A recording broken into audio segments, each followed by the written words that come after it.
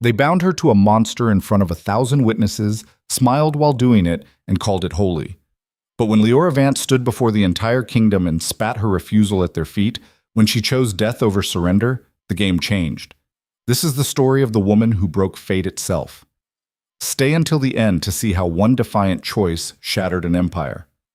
Drop a like and tell us what city you're watching from. The scent of blood oranges and incense made Liora want to vomit. She stood in the center of the grand hall, barefoot, on cold marble that had seen this ritual performed for 300 years. Around her, the court of Valdris gathered in their finest silks and pressed velvets, their faces lit by hundreds of candles that turned the vaulted ceiling into a constellation of flickering gold. They were beautiful, all of them, beautiful and waiting to watch her be claimed. The priestess Amara moved through the crowd like smoke, her gray robes trailing behind her, silver chains clinking softly with each step. She was ancient. Some said she'd performed the binding ceremony since the kingdom's founding, though that was impossible. Still, looking at her face, Liora almost believed it. The woman's eyes held something cold and knowing, something that had watched too many girls stand exactly where Liora stood now. "Liora Vance," the priestess intoned, her voice carrying across the hall without effort. "Child of Valdris, daughter of the western provinces, you have been called." Called. As if she'd had a choice. Liora's hands were shaking. She curled them into fists, nails biting into her palms. The pain helped. It reminded her she was still alive, still breathing, still capable of feeling something other than the ice-cold terror that had been spreading through her chest since the summons arrived 3 days ago. The parchment had been sealed with the royal crest. "You are required to attend the binding ceremony on the eve of the summer solstice. Refusal is treason. Failure to appear is death." Not much of a choice, really. Her mother had wept. Her father had looked at her with something worse than grief, resignation. This was the way of things. This was how it had always been. The binding ceremony chose matches for the kingdom's unwed, and the magic never lied. The bonds it forged were sacred, unbreakable, divinely ordained. Liora had wanted to scream at them, had wanted to ask why. If the magic was so holy, it never seemed to bind the daughters of lords to stable boys. Why it never matched the sons of merchants to serving girls. The pattern was clear to anyone willing to look. Power married power, wealth married wealth, and girls like her, girls with no titles, no money, no protection, got whatever was left over. Or whoever. "Step forward," Amara commanded. Liora's feet moved before her brain caught up. She'd been drilled on this. Everyone had. From childhood, they taught you the steps, the words, the proper way to bow your head and accept your fate. Resistance wasn't just forbidden. It was unthinkable. The priestess raised one gnarled hand, and the murmuring crowd fell silent. "The binding ceremony is sacred," Amara said. "It has guided our people for generations, ensuring strength, prosperity, and unity. Tonight the magic will speak. Tonight, destiny will be revealed." Destiny. Liora nearly laughed. She wondered how much gold had changed hands before this particular destiny was decided. From somewhere in the crowd, she heard a woman whisper, "Poor thing, she doesn't know yet." Doesn't know what? The priestess moved to a stone altar at the room's center. On it sat a silver bowl filled with dark liquid that caught the candlelight like oil. Amara dipped her fingers in, brought them to her lips, tasted. Her eyes rolled back briefly, and when they returned, they fixed on Liora with something that might have been pity. "Liora Vance," she said quietly, "your bond has been chosen." The crowd shifted. Liora heard the rustle of fabric, the soft intake of breath. Anticipation. Excitement. Someone was enjoying this. "Step forward, Gareth Thorne." The name hit her like a fist to the stomach. No, no, no, no. The crowd parted, and he emerged from the shadows like something dragged up from a nightmare. Gareth Thorne was a big man. Not tall exactly, but broad, shoulders like a bull, arms thick with muscle, hands that looked capable of crushing stone. His face was all sharp angles and old scars, a roadmap of violence that started at his left temple and carved its way down to his jaw. One eye was milky white, blind from some long-ago fight. The other was dark and flat and utterly devoid of warmth. He smiled when he saw her. It was the kind of smile that promised pain. "No," Liora whispered. The priestess ignored her. "Gareth Thorne, enforcer of the Northern Territories, veteran of the border wars, you have been chosen as well." Enforcer. They called him that to be polite. Everyone else called him the Butcher. Stories about Gareth Thorne spread through the kingdom like disease. He'd killed 17 men in a single tavern brawl in the capital. He'd beaten a merchant to death in the street for shortchanging him on a contract. He kept 3 women in his compound up north, and none of them had been seen in public for over a year. When the king needed someone disappeared, Gareth was the one who made it happen. And now he was walking toward her with that dead-eyed smile, and the priestess was lifting the silver bowl, and the crowd was leaning forward in anticipation because this was entertainment for them. This was a show. "The bond is sacred," Amar intoned. "What the magic joins, let no man know." The word came out louder than Liora intended. It echoed through the hall, sharp and sudden, cutting through the priestess's recitation like a blade. Everyone froze. Amara's eyes narrowed. "Child, you do not understand. I understand perfectly." Liora's voice was shaking now, but she forced herself to keep talking. "You're binding me to a murderer. You're calling it holy, but everyone in this room knows exactly what it is." A ripple of shock moved through the crowd. People didn't interrupt the binding ceremony. People didn't question the magic. This wasn't done. Gareth had stopped walking. He stood 10 feet away, head tilted slightly, watching her like a cat watches a wounded bird. Interested. Amused. In no particular hurry. "Liora Vance," the priestess said, and her voice had gone cold. "You speak of things you cannot comprehend. The magic has chosen—" "The magic," Liora spat, "didn't choose anything. Someone paid you. Someone made a deal. This isn't destiny. It's a transaction." The silence that followed was absolute. Then Gareth laughed. It was a low, rasping sound, like metal scraping stone. "Got some fire in you," he said. "Good. I like that." Liora's stomach turned. The priestess looked ready to call the guards, but before she could speak, another voice cut through the tension. "An interesting accusation." Every head in the room turned. At the far end of the hall, seated on a throne of black iron and carved stone, Alpha King Kale Draven rose to his feet. Liora had never seen him up close before. Few people had. The king kept to himself, emerging only for matters of state or when his presence was absolutely required. He was younger than she'd expected, maybe 30, maybe less, with dark hair that fell past his shoulders and eyes the color of storm clouds. He wore black from neck to boot, no crown, no ornament, just plain fabric that somehow made him look more dangerous than any amount of gold ever could. When he moved, the crowd parted like water. He walked slowly, deliberately, and the silence stretched so thin it felt like the room itself was holding its breath. He stopped in front of Liora. Up close, she could see the scar that traced his jawline, the way his shoulders carried tension like a drawn bow, the absolute stillness in his posture that spoke of a man who knew exactly how much damage he could do and chose, moment by moment, not to. "You believe the binding ceremony has been corrupted," he said. It wasn't a question. Liora's mouth went dry. Speaking out of turn was one thing.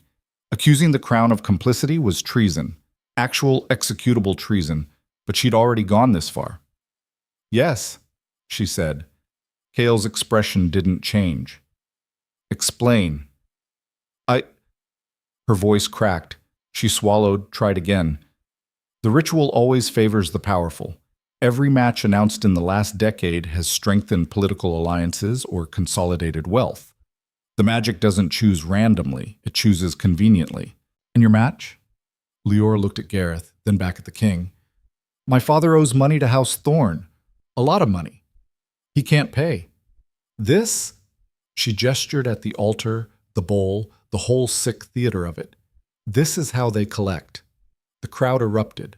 Voices rose in outrage, in defense, in shock. Some called her a liar. Others demanded proof. The priestess was shouting something about blasphemy, and Gareth just stood there grinning like he'd won a prize. Kale raised one hand. Silence fell like a hammer. "Priestess," he said quietly, "is there truth to this claim?" Amara's face had gone pale. "My lord, the magic is sacred. I would never—" "That wasn't what I asked." The old woman's hands shook. I perform the ritual as I have always performed it. If certain arrangements are made beforehand, if families come to agreements about favorable matches, I see no reason to interfere with, so you take payment. I accept donations to the temple, yes, and these donations influence the results of the binding ceremony. Amara said nothing. Kale turned to Gareth. How much did you pay for her? The butcher's smile widened. 30,000 gold, plus the forgiveness of her father's debt. Fair price, I thought, for a pretty thing with some spirit. The casual cruelty of it, the transaction laid bare, made Leora's vision blur with rage. Kale looked at her, really looked at her, for the first time. His eyes moved across her face, reading something she couldn't name. You wish to refuse the bond, he said. Yes. You understand what that means. The magic, once invoked, does not break easily. If you reject the match after the ceremony begins, there is only one way to sever the connection. I know. Her voice was steady now, clear. Trial by combat. The old law. A collective gasp went through the room. The old law hadn't been invoked in over a century. It was a relic, a footnote in history texts, a provision from the kingdom's brutal early days when disputes were settled with steel and blood. If both parties agreed, a bond could be challenged in the arena. The winner took everything. The loser died. Gareth's grin vanished. You're joking. I'm not. Girl, I'll break you in half. Maybe, Leora said, but I'd rather die fighting than live as your property. The king studied her for a long moment. Then, impossibly, he smiled. It was a small thing, barely a curve at the corner of his mouth, but it changed his entire face. Bold, he said. Stupid, but bold. I claim the right of trial, Leora said formally, under the old law, as witnessed by the court and the crown. Kale turned to Gareth. Do you accept? The butcher's face had gone red. She's insane. I'm not going to Do you accept? Something in the king's voice made Gareth's jaw snap shut. He looked at Leora, then at the crowd, then back at the king. His reputation was on the line now. If he refused to fight a girl half his size, he'd be a laughingstock. If he accepted and lost, but he wouldn't lose. He couldn't. Fine, he growled. I accept. Kale nodded once. The trial will take place in 3 days. The arena, noon. Until then, both parties will be held separately. No contact, no interference. He looked at Leora. You have 72 hours to prepare. I suggest you use them wisely.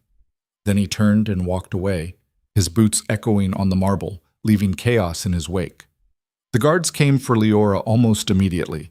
They didn't hurt her, but they didn't give her a choice either. She was escorted from the hall, through corridors she didn't recognize, down into the bowels of the palace where the holding cells waited. As they locked the door behind her, she heard the crowd outside still shouting, still arguing, still trying to make sense of what had just happened. Leora sank onto the stone bench and pressed her face into her hands. She was going to die. In 3 days, she'd step into that arena, and Gareth Thorne would tear her apart, and everyone would say she'd brought it on herself, that she should have accepted her fate, that pride and stubbornness had gotten her killed. But as she sat there in the dark, listening to her own heartbeat, Leora realized something strange. She wasn't afraid anymore. The terror that had gripped her in the grand hall, the ice-cold certainty of helplessness, it was gone. In its place was something hotter, sharper, something that felt almost like hope. She'd made a choice. For the first time in her life, she'd chosen her own path, even if it led straight to a shallow grave. That had to count for something, didn't it? The first visitor came that night. Leora was half asleep when she heard the key turn in the lock. She sat up fast, heart hammering, expecting guards or worse. Instead, a young woman slipped through the door. She was small, barely 5 feet tall, with copper-red hair pulled back in a messy braid, and clothes that looked more suited to a blacksmith's apprentice than a palace servant. She carried a canvas bag over one shoulder and moved with the easy confidence of someone who knew exactly where she was and why. "You're Leora," she said. Not a question. Who are you? Name's Ivy. I work in the armory. She set the bag down on the bench. The king sent me. Liora blinked. The king? Yeah. Seems he doesn't want you walking into that arena completely defenseless. Ivy pulled a bundle of leather from the bag and tossed it to Liora. Training leathers. They'll fit better than whatever you're wearing now. Liora caught them automatically. Why would he? No idea. His Majesty doesn't exactly share his reasoning with the help. Ivy grinned. But between you and me, I think he liked your speech. Takes guts to call out the priestess in front of the whole court. It was stupid. Oh, incredibly stupid, but entertaining. Ivy pulled out a pair of boots next, sturdy and well-made. You know how to fight at all? No. Well, shit. Ivy sat down on the bench, looking thoughtful. 3 days isn't enough time to learn much. Best we can hope for is teaching you how to stay alive for more than 30 seconds. That's encouraging. I'm not here to lie to you. Ivy's expression turned serious. Gareth Thorne is a killer. He's been doing this since before you were born. If you go toe-to-toe with him, you'll lose. Then what do you suggest? Fight dirty? Fight smart? Don't give him what he expects. Ivy leaned forward. He's big, right? Powerful. Probably used to people being intimidated, backing down, making it easy for him. So don't. Be fast. Be unpredictable. Make him angry. Won't that make him more dangerous? Angry people make mistakes. Ivy stood up, started pulling training weapons from her bag. Wooden practice swords, dulled daggers, a battered shield. Come on. Get changed. We've got work to do. Now? You got somewhere else to be? Liora looked at the weapons, then at Ivy's determined face, and felt something loosen in her chest. She wasn't alone in this. Not completely. All right, she said. Teach me. Us. The next 3 days blurred together in a haze of bruises and exhaustion. Ivy came every night, always after midnight when the guards were changing shifts. She brought weapons, brought water, brought sharp-edged advice that usually started with "don't die" and ended with "no, seriously, don't die." Liora learned fast because she had no choice. She learned to move her feet, to keep her weight balanced, to watch an opponent's shoulders instead of their eyes because the body moved before the face did. She learned that fighting wasn't about strength. It was about leverage, timing, opportunity. Mostly, she learned how to fall without breaking something. You're going to get hit, Ivy told her on the second night after Liora had taken a practice sword to the ribs and gone down gasping. Accept that. Don't freeze up trying to avoid every strike. Take the hits that don't matter so you can land the ones that do. What if they all matter? Then you're already dead, so might as well go down swinging. It wasn't comforting, but it was honest. On the morning of the third day, Liora woke to find a different visitor waiting outside her cell. The king stood in the corridor, hands clasped behind his back, looking at her through the bars with that same unreadable expression he'd worn in the grand hall. You look terrible, he said. Liora laughed despite herself. She did look terrible, covered in bruises, her hair a tangled mess, her training leathers stained with sweat and blood from where Ivy's practice weapons had found their mark. Good morning to you too, Your Majesty. Cale unlocked the cell himself and stepped inside. Up close, she could see the exhaustion in his face, the shadows under his eyes that suggested he hadn't been sleeping much either. In 4 hours, he said, you'll step into that arena. The crowd will be calling for blood. Gareth will be trying to kill you. And when it's over, one of you won't walk out. I know. I'm giving you a chance to back out. Liora stared at him. What? Withdraw your claim. Accept the bond. I'll reduce the debt to something manageable, ensure Gareth treats you fairly, post guards if necessary. You'll live. As his wife. As his wife, Cale confirmed. It's not ideal, but it's survival. Liora stood up slowly. Every muscle ached. Why do you care? I don't, he said flatly. But you made a choice in front of my court, and that choice has consequences. I want you to understand what you're walking into. I do understand. Do you? He took a step closer. This isn't a story, Liora. There's no magic that will save you at the last second. No divine intervention. If you walk into that arena, you will likely die, and it will be painful, and it will be public, and everyone watching will forget your name by the end of the week. Then at least I'll die free. Cale studied her face for a long moment, Then, unexpectedly, he reached into his coat and pulled out a small dagger. The blade was dark steel, barely 6 inches long, with a plain leather grip. He held it out to her. "Take this." Liora hesitated. "Weapons aren't allowed until—" "Take this." She did. The dagger was heavier than it looked, perfectly balanced, sharp enough that just testing the edge drew blood. "It's small enough to hide," Kael said quietly.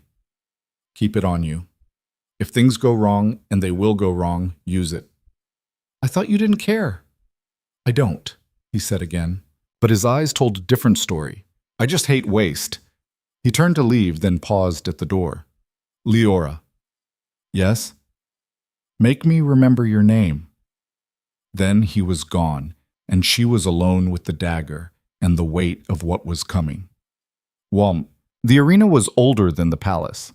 It sat at the edge of the capital like a monument to violence, a massive stone circle that had hosted executions, tournaments, and trials for as long as anyone could remember. Today, it was packed. Liora could hear the crowd from the holding chamber beneath the arena floor, thousands of voices blending into a roar that vibrated through the stone. They were excited, bloodthirsty. This was better than a festival. Ivy appeared one last time, carrying a simple sword and a buckler. "Nothing fancy," she said, handing them over. "But they're well made. The sword's lighter than you're used to. The buckler will take a hit but won't stop everything." "Thank you." Leora's hands were steady as she took the weapons. Strange, that. She'd expected to be terrified, but the fear had burned away somewhere between the cell and here, leaving only a kind of cold clarity. "Listen," Ivy said, and her voice had lost its usual edge. "I've seen a lot of fights. I know how these things go, but I also know you're not like most people who end up here. So just make it count, yeah?" "I will. And if you somehow pull this off, if you actually win, find me after. I'll buy you a drink." Liora smiled. "Deal." The gate opened. Sunlight poured into the chamber, blinding and hot, and beyond it the arena waited. Liora took a breath, gripped her sword, and stepped into the light. The crowd's roar hit her like a physical force. The arena floor was sand and stone, roughly circular, maybe 50 yards across. Stands rose up on all sides, packed with people waving banners and screaming encouragement or insults or just noise for the sake of noise. At the far end, she could see the royal box where Kael sat watching, his face expressionless. And across from her, already waiting, was Gareth Thorne. He'd armed himself with a war hammer, a brutal, oversized thing with a head the size of her torso and spikes that gleamed in the sun. He wore chainmail over leather, heavy boots, gauntlets reinforced with metal studs. He looked like he was built for this. Built to crush. The herald's voice cut through the noise. "Trial by combat. Liora Vance, challenger versus Gareth Thorne, defender. The match will continue until one party yields or dies. No outside interference. No mercy. Let the trial begin." A bell rang. Gareth charged. He moved faster than Liora expected, faster than something that big had any right to move. The hammer came down like a falling star, aimed at her head, and she threw herself sideways just in time to feel the rush of air as it passed. The weapon hit the ground where she'd been standing and cracked the stone.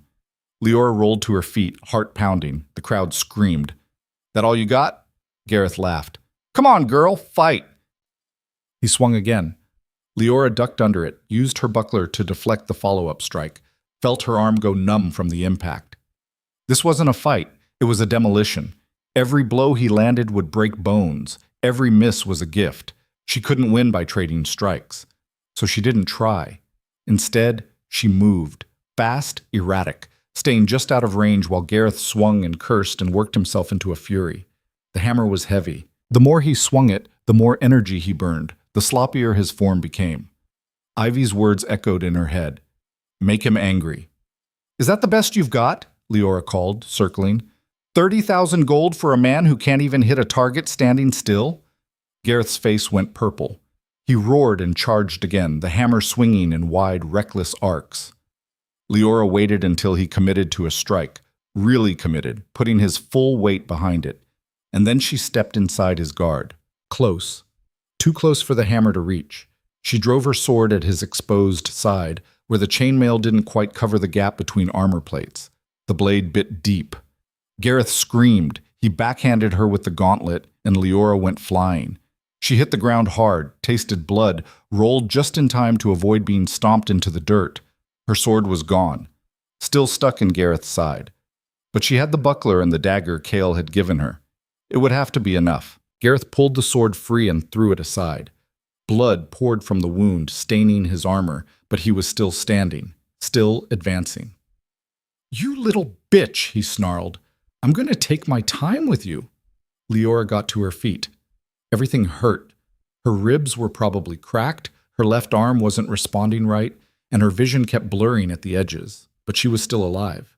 And Gareth was bleeding. He came at her again, slower now, favoring his injured side. Liora dodged, struck with the buckler, used it to deflect and redirect rather than block outright. She was running on instinct and adrenaline and the stubborn refusal to go down quietly. The crowd's roar had changed. They weren't just watching anymore. They were invested. Someone was chanting her name. Gareth swung the hammer low, trying to take out her legs.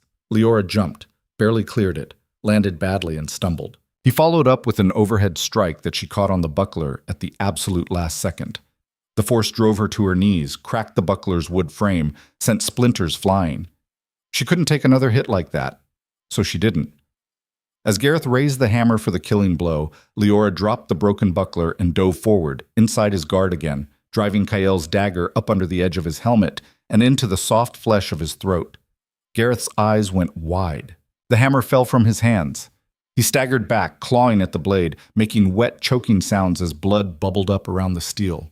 Liora pulled the dagger free and stepped away. Gareth dropped to his knees, then to his face, and didn't move again. The arena went silent. Liora stood over him, covered in blood, his and hers, shaking with exhaustion and shock and something that felt horribly like triumph. She looked up at the royal box. Kael was standing, and for the first time since she'd met him, he was smiling. The crowd erupted, and the world went white with noise, and Liora dropped to her knees in the sand and started to laugh because she was alive. She was alive. She was... The bell rang again, signaling the end of the match, and somewhere far away she heard the herald's voice declaring her the victor. But Liora wasn't listening anymore. She was watching the king descend from his box and walk across the arena floor, alone, while the guards scrambled to keep up. He stopped in front of her, looked down at where she knelt in the sand, and offered his hand. "Well," he said quietly, "that was unexpected." Liora took his hand and let him pull her to her feet. "Your Majesty," she said hoarsely. "I won." "Yes," Kael said. "You did. What happens now?" His smile didn't fade. "Now, Miss Vance, we talk." The palace healers worked on Liora for 3 hours straight. They set her ribs, stitched the gash along her temple, wrapped her bruised arm in poultices that smelled like mint and something sharper. She sat through it all in silence, staring at the wall, her mind still caught somewhere between the arena's roar and the sight of Gareth's body being dragged away through the sand. She'd killed a man. The thought kept circling back, heavy and strange. Not guilt exactly. Gareth would have torn her apart without hesitation, but a kind of hollow shock at how easy it had been. One thrust, one moment of clarity, and then it was over. "You're lucky," the head healer said, a severe woman named Marin, who looked like she'd seen worse. "Another inch to the left, and that rib would have punctured your lung. You'd be drowning in your own blood right now." "Great," Liora said flatly. Marin gave her a look that suggested she'd dealt with ungrateful patients before. "You can leave when you're ready. His Majesty wants to see you in the council chamber. Try not to reopen anything on the way there." The council chamber turned out to be a long, austere room dominated by a table of black wood and walls lined with maps. Kael was there, along with a handful of others, older men in formal robes, a woman with silver hair pulled back so tight it looked painful, and Ivy, who grinned when Liora walked in. "Look at you," Ivy said. "Still vertical." "Barely," Kael gestured to an empty chair. "Sit, before you fall over." Liora sat. Every movement sent fresh pain radiating through her torso, but she'd be damned if she'd show it here. Not in front of these people, whoever they were. The king leaned against the table, arms crossed, studying her with that unreadable expression. "You caused quite a scene today." That was the idea. The crowd loved it. Half of them are calling you a hero. The other half wants you executed for disrupting tradition. Which half are you? One of the old men, a thin, pinched-looking man with a beard like gray wire, cleared his throat loudly. "Your Majesty, with respect, this girl is not your concern, Counselor Brant." Cale didn't look away from Liora. "You won your trial. The bond to Gareth is severed. By law, you're free. So I can go." "You could." He paused. "But I don't think you will." Liora frowned. "Why not?" "Because you didn't just want to escape Gareth. You wanted to prove something. You stood in front of the entire kingdom and accused the binding ceremony of being corrupt. Now you have everyone's attention. Walking away would waste it." "I don't understand what you want from me." Cale pushed off the table and began to pace, his boots clicking softly against the stone floor. "The binding ceremony has been manipulated for years. You were right about that. Priestess Amara took payments, influenced results, ensured that powerful families got what they wanted while everyone else got scraps. Your case was just the most visible." The silver-haired woman spoke up. "We've suspected this for some time, Your Majesty, but without proof." "We have proof now," Kael said. "After Liora's accusation, I had the temple searched. We found records, ledgers, documentation of every payment, every arrangement, every falsified result going back 30 years. Liora's breath caught. 30 years? At least. Amara kept meticulous notes. Names, amounts, what each family paid for. It's damning. Counselor Brant looked like he'd swallowed something sour. "This is a disaster. If word gets out, word is already out," Kael said sharply. "Half the city watched Liora call out the priestess 3 days ago. We can't bury this. The only question is what we do next." Ivy leaned forward. "You're going to shut it down, the whole ceremony." "Eventually, yes. But it's more complicated than that. The binding ceremony isn't just tradition, it's woven into the kingdom's legal structure. Marriage contracts, inheritance rights, trade agreements, all of it depends on those bonds being seen as legitimate and sacred. If we announce that the whole system was rigged, we'll have chaos." "Good," Liora said. Everyone turned to look at her. "Let there be chaos," she continued, her voice hard. "Better than letting people keep believing in a lie. Better than more girls like me getting sold off to men like Gareth because their families owe the wrong people money." Brant's face turned red. "You don't understand what you're asking for. The social order is broken," Liora snapped. "It's been broken. You just didn't care because it wasn't breaking on you."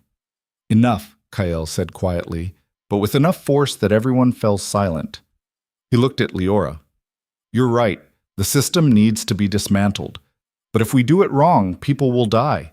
Riots, rebellions, families turning on each other. It'll make the border wars look like a skirmish." "So what do you suggest?" "We do it carefully, publicly. We expose the conspiracy, free the forced bonds, and rebuild the system from scratch. But first we need to prove beyond any doubt that the corruption was real and widespread. We need witnesses, victims willing to speak out, evidence that even the most traditional lords can't dismiss." The silver-haired woman, Liora still didn't know her name, folded her hands on the table. "And you want Miss Vance to be the face of this?" "No," Kael said. "I want her to be part of it, along with every other person who was cheated by this system. But she started this. Her voice will carry weight." Liora stared at him. "You want me to help you dismantle the binding ceremony. I want you to help me burn it to the ground and build something better in its place." The room fell quiet. Liora looked around at the assembled faces, some skeptical, some curious, all of them waiting to see what she'd do. A week ago, she'd been nobody. A girl from the western provinces with no money, no power, no prospects. Now the king of Valdris was asking her to help him reshape the kingdom. It was insane. It was dangerous. She should have said no. "All right," Liora said. "I'm in." Ivy whooped. Brant looked like he wanted to die. The silver-haired woman just smiled, small and knowing. Kael nodded once. "Good. Then let's get to work." The work, it turned out, was exhausting and infuriating in equal measure. Over the next 2 weeks, Liora was pulled into meeting after meeting, sitting at that long black table while Kyle and his advisors mapped out their strategy. They needed to identify everyone who'd been coerced into a bond through the rigged ceremony, track down the families who'd paid for favorable matches, build a case so airtight that even the most powerful nobles couldn't wriggle free. And they needed to do it before those same nobles realized what was happening and started covering their tracks. Liora's job was simple in theory: talk to people.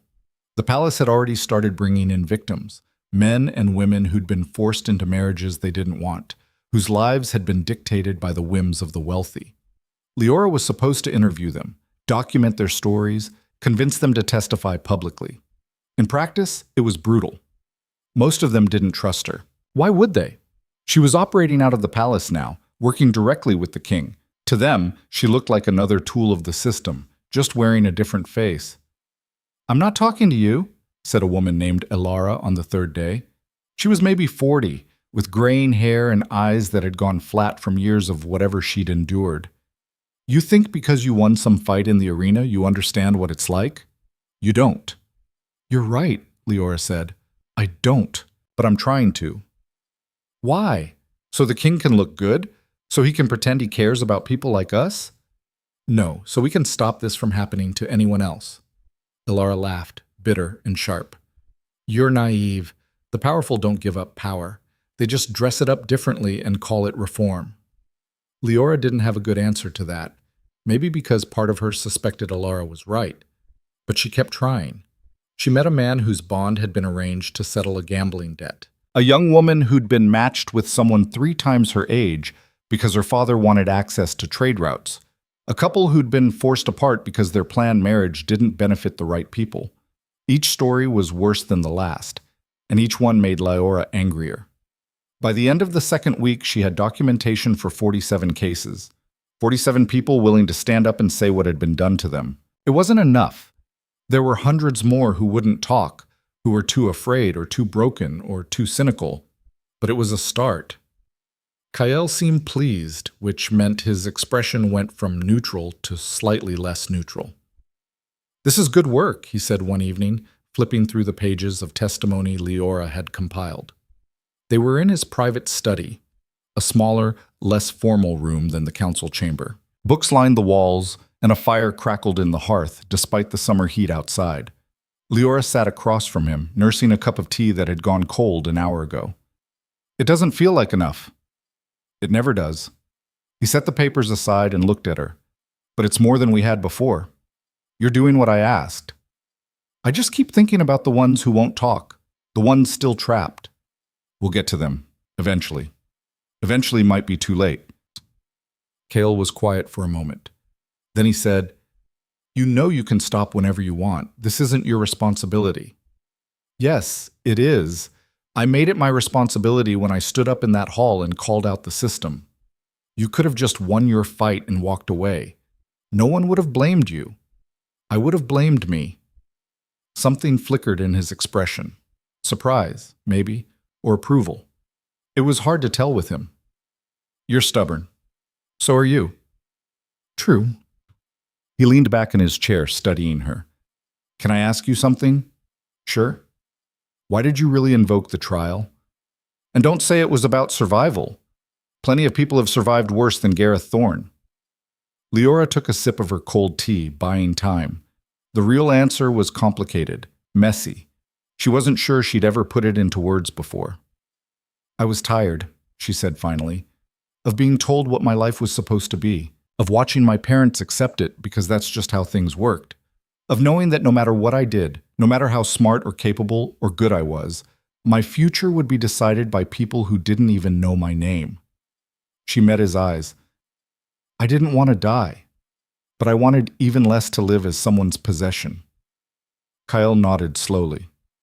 "I understand that." "Do you? You're the king. You don't answer to anyone." "Don't I?" He smiled, but there was no humor in it. "I inherited this throne when I was 17. My father died in the border wars, and suddenly I was responsible for an entire kingdom. Every decision I make, someone suffers. Every reform I try to push through, a dozen nobles fight me on it because it threatens their power. I'm as trapped by this system as anyone." That's not the same. No, he agreed, but it's not as different as you think. Before Liora could respond, the door burst open. Ivy strode in, her face flushed, holding a rolled parchment.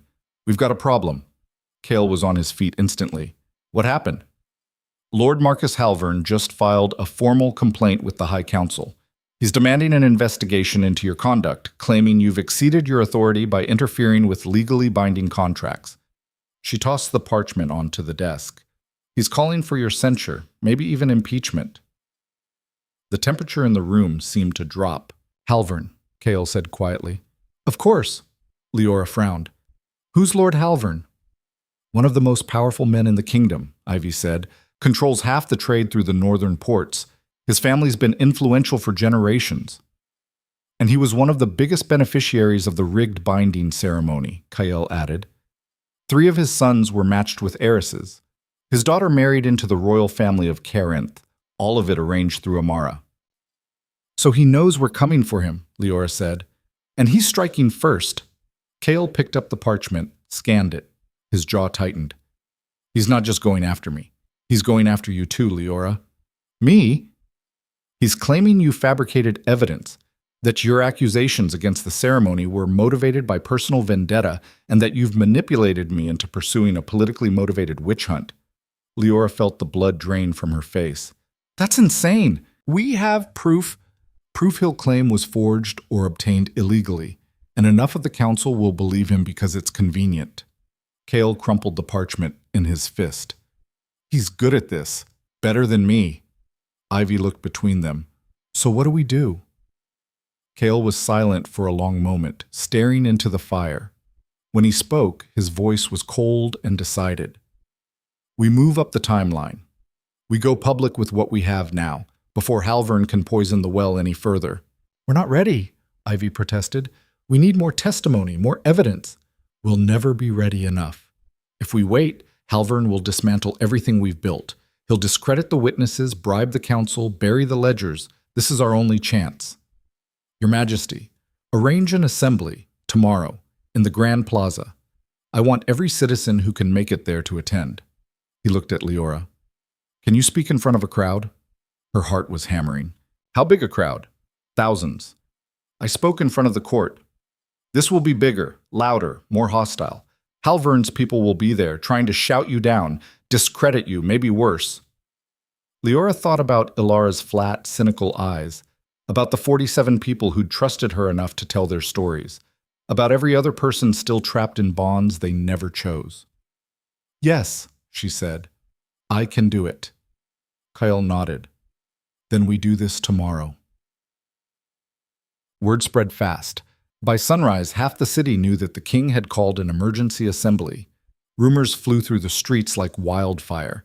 Some said he was abdicating, others that he was declaring war, still others that he'd finally lost his mind and was about to burn down the temple. Liora spent the morning throwing up from nerves. Ivy found her in the gardens, doubled over a stone bench, looking miserable. Nerves? Ivy asked. What gave it away? You look like death. Come on, I brought you something. She held out a small flask. Liora eyed it suspiciously. What is it? Whiskey, for courage. It's not even noon. Do you want it or not? Liora took it, drank, coughed as the liquid burned down her throat. It helped, a little, enough to clear the fog in her head. You're going to be great, Ivy said. You don't know that. Sure I do. You killed Gareth Thorne with a knife the size of my thumb. Public speaking is nothing. Public speaking can't stab me if I mess up. No, but Lord Halvern might try. Ivy sat down next to her. Listen, I know this is scary, but you've already changed things just by being willing to stand up. Win or lose today, that matters. It won't matter if Halvern destroys us. Then don't let him. Liora looked at her friend, and Ivy was a friend now somehow, despite everything, and felt some of the fear loosen its grip. Thanks, she said. Any time. Now come on, we've got a kingdom to upset. The Grand Plaza was packed. Liora stood at the edge of the platform that had been erected in the square's center, looking out at the sea of faces that stretched in every direction. Thousands didn't even cover it. The crowd filled the plaza, spilled into the streets beyond, climbed onto rooftops and balconies for a better view. Banners hung from buildings, some supporting the king, others condemning him. The noise was incredible, a roar of voices that made her bones vibrate. Kale stood beside her, flanked by guards. He looked calm, but Liora could see the tension in his shoulders, the way his hand rested on the pommel of his sword. "Ready?" he asked quietly. "No." "Good. Neither am I." He stepped forward, and the crowd's noise swelled, then slowly died as people realized the king was about to speak. Kale's voice carried across the plaza without effort. "Citizens of Valdris, I called you here today because you deserve the truth. For too long you've been lied to, manipulated, told that your lives, your marriages, your futures were decided by sacred magic, when in reality they were decided by gold and power and greed." A ripple moved through the crowd. Some people nodded. Others looked confused. A few started shouting objections. "The binding ceremony," Kael continued, "has been corrupted. For decades, the wealthy have paid to ensure favorable matches, while the rest of you were left with whatever served their interests. The woman standing beside me, Liora Vance, uncovered this conspiracy. She nearly died for it. And now we're going to end it." The shouting grew louder. Liora saw movement in the crowd, men pushing forward, faces red with anger. Halvern's people, probably. "You have no proof," someone yelled. Kael didn't flinch. "We have ledgers, records, testimony from dozens of victims. And if you don't believe me, listen to them." He stepped back and gestured to Liora. This was it. She stepped forward, and the crowd's attention swung to her like a weapon. "My name is Liora Vance," she said, and was relieved to hear her voice come out steady. 2 weeks ago, I was bound to Gareth Thorne in a ceremony that was supposed to be holy. But there was nothing holy about it. It was a business transaction. My father owed money. Gareth paid it off in exchange for me, and when I refused, they were going to kill me for it. More shouting, some supportive, some hostile. "I'm not special," Liora continued, raising her voice. "What happened to me has happened to hundreds of others, maybe thousands. People forced into marriages they didn't want because someone with money decided it was convenient. And we've been told to accept it, to be grateful, to call it fate." She saw faces in the crowd, some angry, some shocked, some nodding along because they recognized their own stories in her words. But it's not fate. It's a system designed to keep the powerful in power and the rest of us obedient, and I'm here to tell you that we don't have to accept it anymore. A man in expensive robes, Halvern, she realized, flanked by his own guards, pushed his way to the front of the crowd. "This is treason," he bellowed. "You're trying to destroy the foundations of our society based on the lies of a vindictive girl." The crowd erupted into chaos. Kael's guards moved to block Halvern from the platform, but the Lord wasn't finished. "Where's your proof?" he demanded. "Show us these ledgers you claim to have." Kael gestured to Ivy, who'd been waiting at the platform's edge. She stepped forward carrying a leather case and opened it, pulling out stacks of parchment covered in neat handwriting. "These are Priestess Amar's personal records," Kael said. "Every payment, every arrangement, including the 15,000 gold your family paid to ensure your daughter's match to Prince Alexander of Carinth." Halvern's face went white. You can't prove—" "Your signature is on the contract," Kael said coldly, "along with 40 others just like it. We can read them all if you'd like." The crowd had gone silent, watching this play out like spectators at a duel.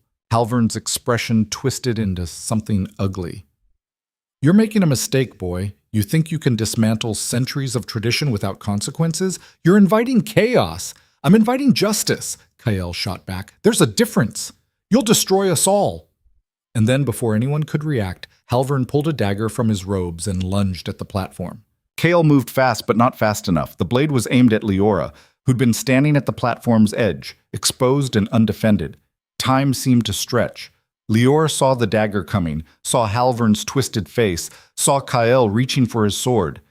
And then someone slammed into her from the side, knocking her off the platform entirely. She hit the ground hard, the wind driven from her lungs. When she looked up, she saw Kael standing over her, his sword drawn, its blade pressed against Halvern's throat. The crowd was screaming. Guards swarmed the platform, seized Halvern, disarmed him. The Lord was shouting something about rights and due process, but no one was listening anymore. Kael sheathed his sword and knelt beside Liora. "Are you hurt?" She couldn't breathe, couldn't think. He'd pushed her out of the way. The king had physically thrown himself between her and a blade. "Why did you do that?" she gasped. "Because you matter," he said simply. Then he stood and addressed the crowd again, his voice carrying over the chaos. "Lord Marcus Halvern just attempted murder in front of 1,000 witnesses. He'll stand trial, as will everyone else who profited from the corruption of the binding ceremony. The old system is over. Starting today, we build something new." The crowd erupted again, but this time more of the voices were cheering than shouting. Liora lay on the ground, staring up at the sky, and realized that they'd done it. They'd actually done it.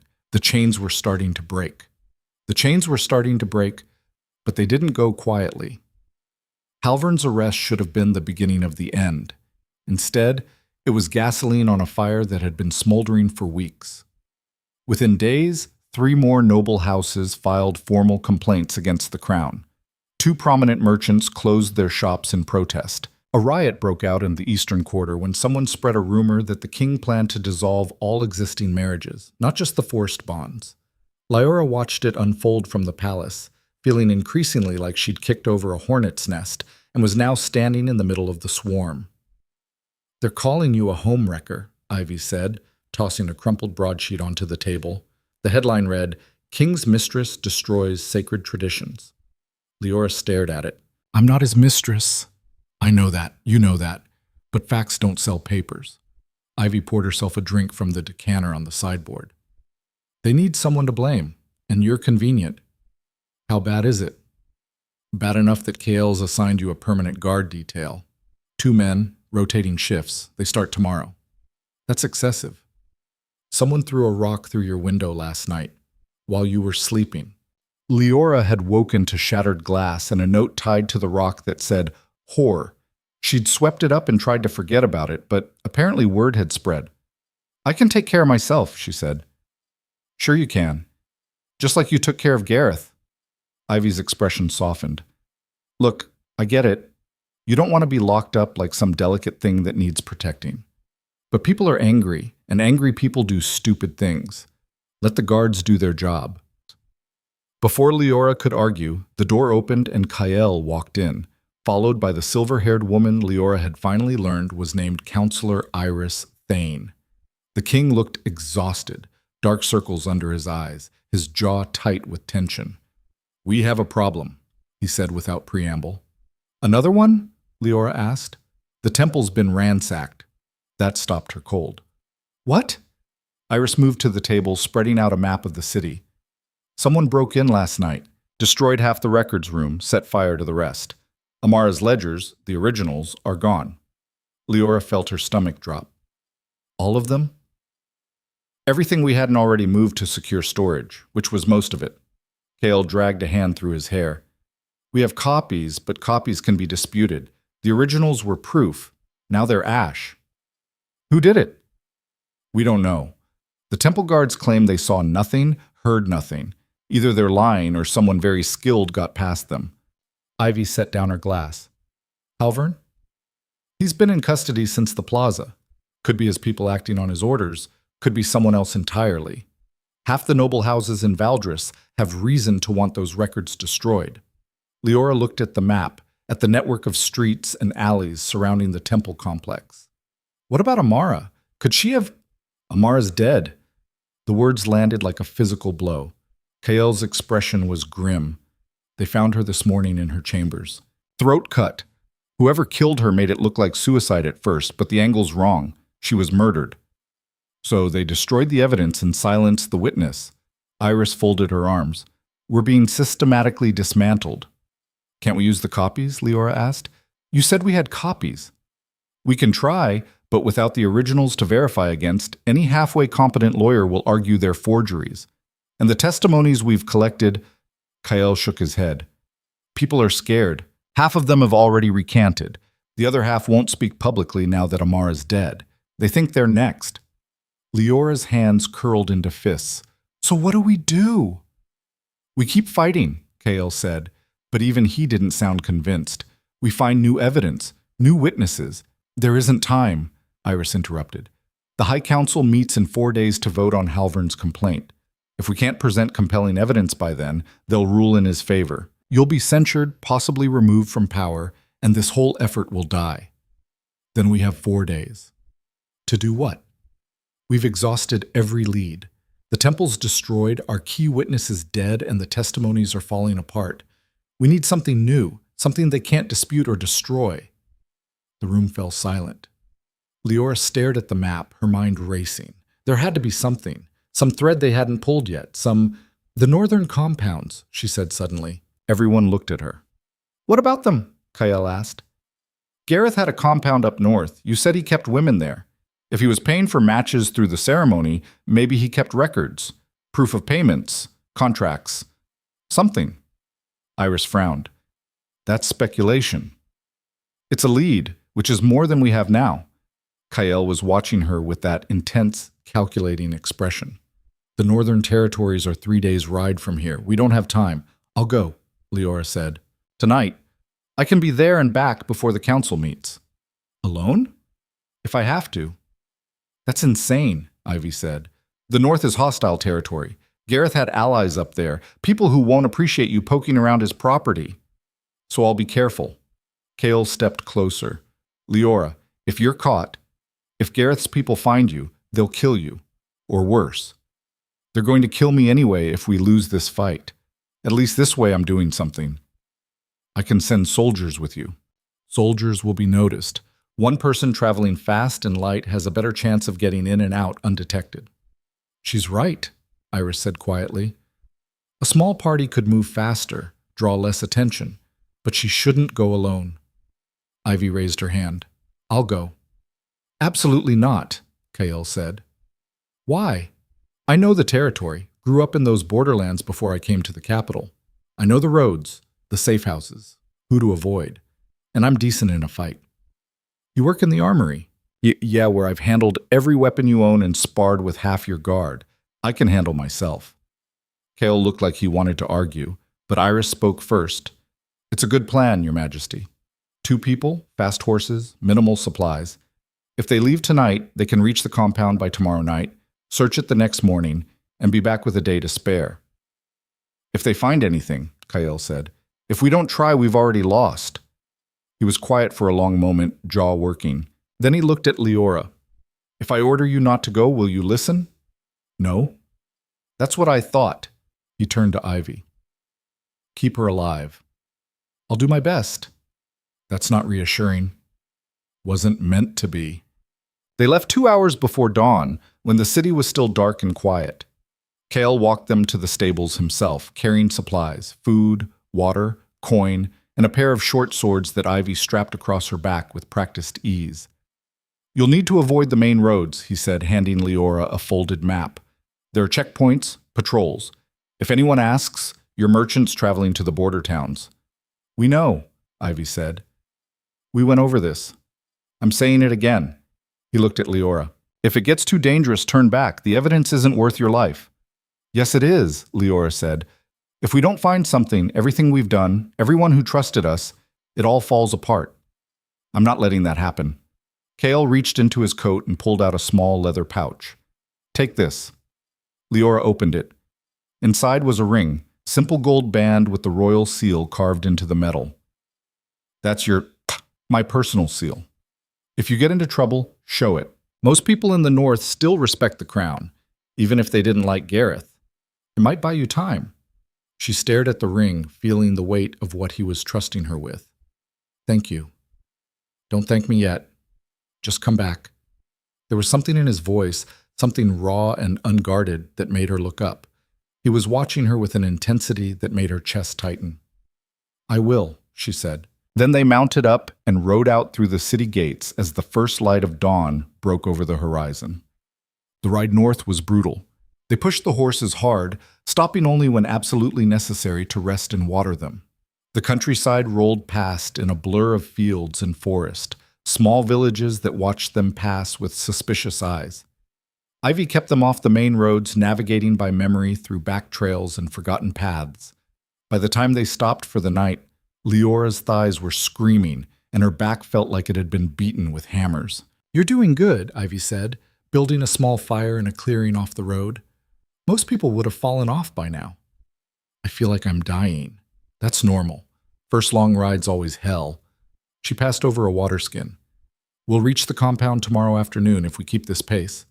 Liora drank, then asked the question that had been nagging at her since they left. Why did you volunteer to come? Ivy poked at the fire. What do you mean? You could have stayed safe in the capital. This isn't your fight. Sure it is. You think you're the only one who got screwed by the system? Ivy's voice went hard. My sister was bonded to a man who beat her so badly she lost an eye. When she tried to leave, the law dragged her back and told her it was her duty to submit. She killed herself 6 months later. Liora's breath caught. Ivy, Don't. I don't want pity. I want change. And if going north with you helps make that happen, then it's worth it. They sat in silence for a while, watching the fire burn down to embers. I'm sorry about your sister, Liora said finally. Me too. Ivy lay back against her saddle, staring up at the stars. Now get some sleep. Tomorrow's going to be worse than today. She wasn't wrong. The northern territories were harsher than anything Liora had seen before. Rocky terrain, dense forest, settlements that looked more like military outposts than towns. People here lived hard lives, and it showed in their faces. They passed checkpoints manned by rough-looking men who eyed them with suspicion, but let them through when Ivy spun stories about selling metalwork to border merchants. Gareth's compound sat at the edge of the wilderness, a sprawling stone structure surrounded by high walls. It looked more like a fortress than a home. They left their horses hidden in the forest and approached on foot as the sun began to set. There'll be guards, Ivy whispered. Probably not many. Gareth's been dead for weeks and his people have scattered, but someone's likely watching the place. How do we get in? Carefully. They circled the compound, staying low, using the failing light as cover. Liora spotted 2 guards at the main gate, both looking bored and underpaid. The walls were high but not insurmountable, and there was a section on the eastern side where the stone had crumbled enough to provide handholds. There, she breathed, pointing. Ivy nodded. You first. I'll cover you. Climbing hurt in new and inventive ways, but Liora made it to the top of the wall and dropped down into the compound's courtyard. Ivy followed a moment later, moving with the easy grace of someone who'd done this before. The compound was quiet. Abandoned, maybe, or close to it. They slipped through shadows, avoiding the few lit windows, until they found what looked like Gareth's private quarters. The door was locked. Ivy pulled a set of picks from her belt and went to work. Keep watch. Liora turned, scanning the courtyard, her heart hammering. Every shadow looked like a threat, every sound like approaching footsteps. The lock clicked. Got it, Ivy whispered, pushing the door open. Inside, the room smelled like old leather and stale air. Gareth's quarters were surprisingly sparse. A bed, a desk, a few chests. No personal touches, no warmth. It looked like a place where someone slept but didn't live. Start searching, Ivy said. We don't have much time. They tore through the room as quietly as possible. Liora checked the desk drawers, finding nothing but old correspondence and bills. Ivy went through the chests, pulling out clothes and weapons, but no documents. There's nothing here, Liora hissed after 20 minutes of searching. Keep looking. Has to be something. Liora was about to give up when her hand brushed against something underneath the desk, a small latch, nearly invisible unless you were looking for it. She pulled it, and a hidden drawer popped open. Inside was a leather case, weathered and locked. Ivy. Her friend came over, took one look at the case, and grinned. Now we're talking. She picked the lock in seconds and flipped the case open. Inside were papers, contracts, letters, and at the bottom, a ledger that matched the ones from the temple. Same handwriting, same format. Gareth's personal records of payments made to Priestess Amara, going back 15 years. This is it, Liora breathed. This is what we need. Then let's get out of here before The door burst open. 4 men poured into the room, weapons drawn, faces twisted with anger. The lead one, a scarred, barrel-chested man with gray hair, pointed his sword at them. You've got a lot of nerve coming here, he growled, after what you did to Gareth. Liora's hand went to her belt, but her sword was still in its sheath, and she knew she wouldn't draw it in time. Ivy stepped forward, putting herself between Liora and the men. We don't want trouble. Too late for that. You killed our boss, destroyed everything he built. You think we're just going to let you walk out of here? We're taking what's in this case, Ivy said, her voice hard. You can try to stop us, but I promise you'll regret it. The lead man laughed. 4 against 2. I like those odds. And then he lunged. Ivy moved like lightning, drawing both swords in one fluid motion and meeting his strike with a clash of steel that rang through the room. The other 3 men surged forward, and suddenly everything was chaos. Liora drew her sword and barely blocked the first strike aimed at her head. The man attacking her was fast, experienced, and very clearly wanted her dead. She fell back using the furniture as obstacles, trying to remember everything Ivy had taught her about fighting dirty. Across the room, Ivy was holding her own against 2 opponents, her blades moving in a blur of strikes and parries. But the 4th man was circling around, trying to flank her. Liora saw him moving and made a decision. She threw her sword at him. It wasn't graceful or skilled, just a desperate hurl that sent the blade spinning through the air. It didn't hit anything vital, but it did surprise him enough that he stumbled, and that gave Ivy the opening she needed. She spun, drove one sword through the flanking man's shoulder, kicked him back into the lead fighter, and used the confusion to disengage. Liora, the case! Liora grabbed it, tucked it under her arm, and ran for the door. They burst out into the courtyard with 3 angry men right behind them. Ivy was bleeding from a cut on her arm, but still moving fast, her sword slick with blood. "The wall!" she shouted. They sprinted across the courtyard, the guards from the gate now alerted and running toward them. Liora hit the wall first, grabbed a handhold, and started climbing. Her injured ribs screamed in protest, but she kept moving, adrenaline overriding the pain. An arrow whistled past her head and embedded itself in the stone inches from her hand. "Move!" Ivy was right behind her, already at the top of the wall when Liora cleared it. They dropped down the other side and ran into the forest, crashing through undergrowth, the sounds of pursuit fading behind them as darkness swallowed the trees.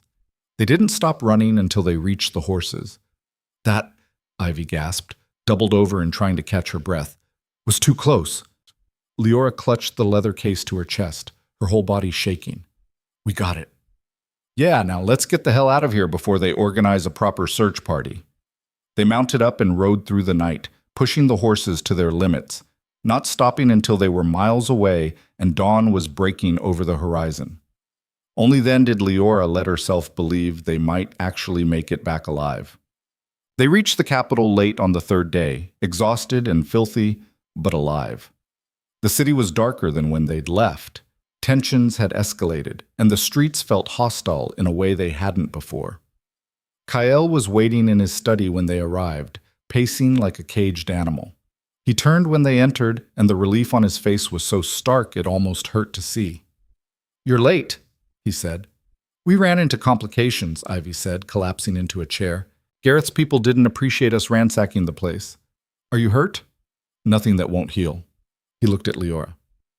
"Did you find anything?" She held up the leather case. "Everything. Gareth's personal records, payments to Amara going back years.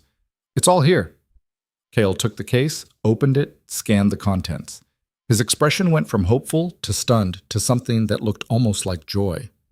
"This is perfect," he said quietly. "This is exactly what we need." "Will it be enough for the council?" Liora asked. "It'll have to be. The vote's tomorrow." Tomorrow. The word hit her like cold water.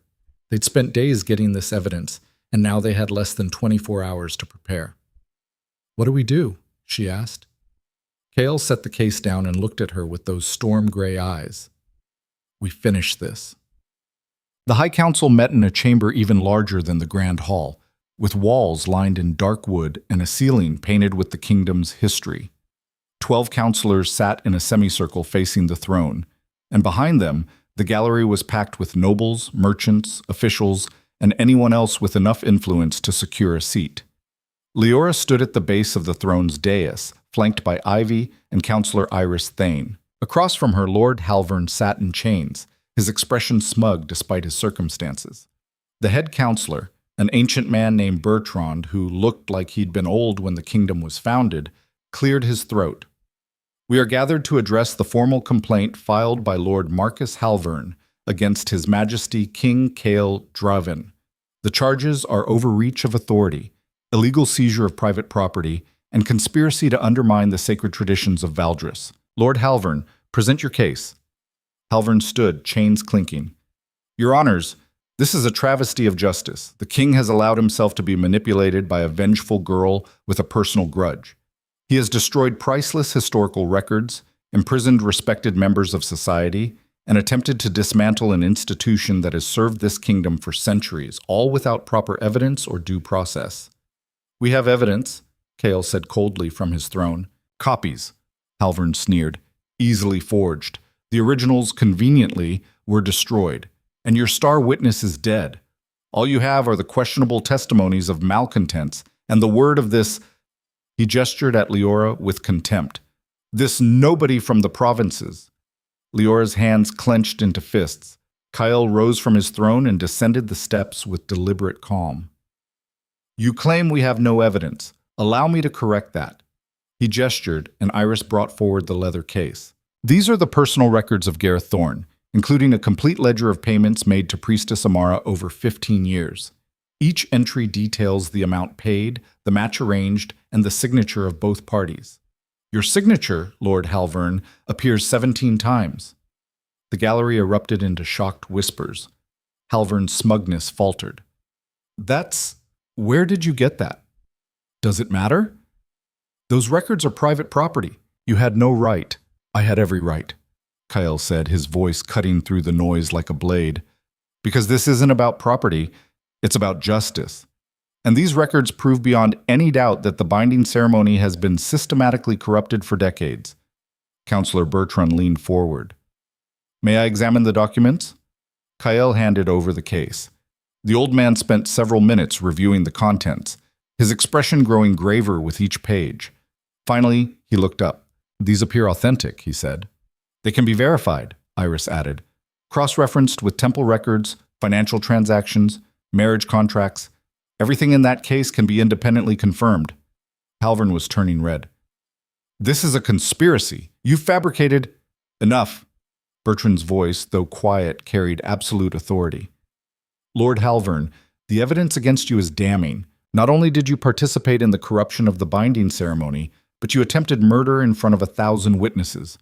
This council finds you guilty on all counts. You can't, we can, and we do. Bertrand turned to Kael. Your Majesty, your actions, while unorthodox, appear to have been justified. The complaint is dismissed. The gallery exploded into noise, some cheering, others shouting in outrage. Kael didn't smile. He just nodded once. Then I moved to formally dissolve the binding ceremony, effective immediately. All forced bonds are hereby voided. Couples may choose to remain together or separate as they see fit. The temple will be reformed under new leadership with full transparency and oversight. So moved, Bertrand said. All in favor? 8 hands rose. 4 abstained. None opposed. The motion passes. It was done. Liora felt something inside her chest loosen, a knot she hadn't realized she'd been carrying since the day this all began. They'd won. She looked at Kael, and he was looking back at her with an expression she couldn't quite read. Pride, maybe. Relief. Something else underneath that made her pulse quicken. But before she could process it, the gallery doors burst open. A guard ran in, his face pale, his uniform torn and bloodied. "Your Majesty!" he gasped. "The temple's under attack!" Everything stopped. "What?" Kael demanded. "A mob. Hundreds of them. They're tearing it apart. They're saying the dissolution of the ceremony means all marriages are invalid, that families are being destroyed. They're killing anyone who gets in their way." The room erupted into chaos. Kael was moving before anyone else, calling orders to his guards. But Liora was already running for the doors because she knew, somehow she knew, that this wasn't random violence. This was retaliation. And it was aimed directly at her. The temple district was burning. Liora could see the smoke from 3 blocks away, thick and black against the afternoon sky. The sound hit next, shouting, screaming, the crash of breaking stone. She ran faster, ignoring the pain in her ribs, the exhaustion pulling at her legs. Kael's guards caught up to her at the plaza's edge. "Miss Vance, wait!" She didn't wait. She pushed through the gathering crowd and stopped dead at what she saw. The temple was a war zone. Windows shattered, doors torn from hinges, fires burning in 6 places. Bodies lay in the street, temple guards, acolytes, people who'd just been in the wrong place. And moving through it all like a swarm was the mob, hundreds of them, armed with clubs and torches and rage. "This is your fault," someone screamed at the temple steps. "You destroyed our families!" A woman was sobbing, clutching a piece of parchment. "My marriage certificate, it says it's void now. 20 years, and they're saying it never mattered." "The king's whore did this," another voice shouted. "That girl from the provinces, she poisoned his mind." Leora's stomach turned. They weren't just angry at the system. They were angry at her. Kael appeared at her side, breathing hard, his sword already drawn. "Get back to the palace. Now." "This is because of what we did. This is because people are scared and confused, and someone's taking advantage of that." His jaw was tight. "Halvern's people, probably. They're spreading lies, twisting what the dissolution means. We can fix this, but not if you're dead." "I'm not running." "Liora?" She pulled away from him and stepped forward into the open space between the guards and the mob. The crowd saw her. Recognition rippled through them like a shockwave. "That's her!" someone yelled. "The one who started all this." Objects started flying, rocks, bottles, anything they could throw. Kael's guards moved to shield her, but Liora raised her hands, palms out, and shouted over the noise, "Stop!" Maybe it was the audacity of it. Maybe they were just curious to hear what she'd say. But the throwing stopped, and the crowd went quiet enough for her voice to carry. "You're right," she said, loud and clear.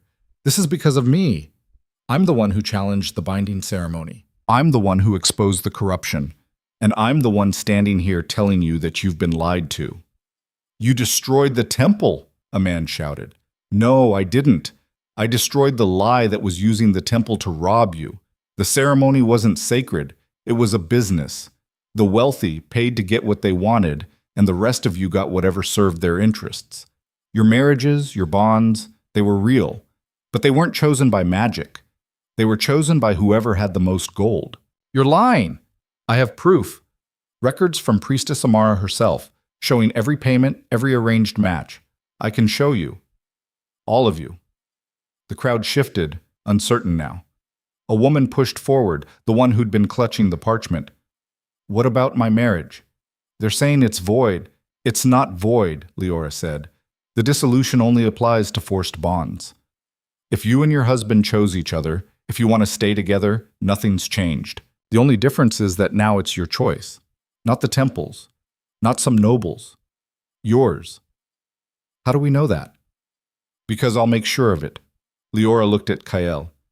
"Right, Your Majesty?" He stepped forward, and his voice rang out across the plaza. "Anyone whose bond was legitimate, who freely chose their partner, your marriage stands. The dissolution affects only those who were coerced, who were forced into bonds against their will. We're not destroying families. We're freeing the ones who were trapped." The crowd was listening now, really listening. But then someone else shouted from the back, "What about the ones who paid for their matches? What happens to them?" "They'll be investigated," Kael said. "But paying for a match isn't the same as forcing someone into one. If both parties agreed, the bond stands." "Even if they paid?" "Even then. What we're punishing is coercion, force, not the ceremony itself." Liora could see the shift happening. The anger wasn't gone, but it was losing its focus, its heat. People were confused, not enraged. That was something. But then a voice cut through the crowd, cold and calculating. "Don't listen to them. They're trying to save themselves." The mob parted, and a man stepped forward. He was tall, well-dressed, with silver-streaked hair, and a face Liora vaguely recognized from the council chamber. Lord somebody, one of Halvern's allies. "The king dissolved the ceremony to please his mistress," the man said, his voice carrying across the plaza. "He's rewriting the law to suit his own desires.